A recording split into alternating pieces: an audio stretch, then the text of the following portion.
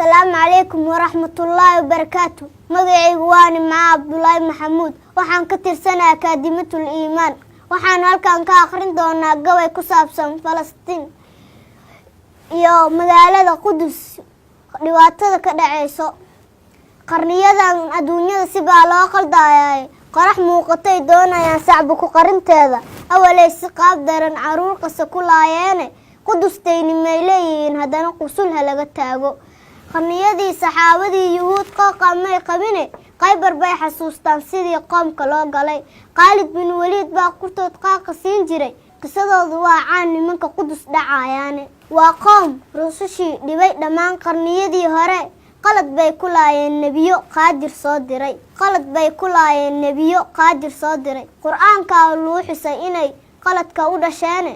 qansiir baaba lay dhiga barkood sidana loo qoray qaswadii Mareykanna kulay way isla qabaane qorxuma taraano hadaad muslimka qaxinayso ha u qaadan quwadan inay sii qatan doonto qusul aad ka furto qudus marnama qiil u noqomayso qabriyan ka doorana inaan qudus ka sabirnaaye qibladayna hore waa halkii nabiga laga qaaday muslinow iskacma qabso kufaar way isu qaashaday qowmiyad u kala go'a ka taga kulay waad ku qaldamteene qaadir baa quwad idin siine qudus iyo aqsa waa dhul aan marnaba quureenin falastiin qaas uma laho muslimna ma qaybsamee qudus aan u heelino haduu qalbi saxnu yaalo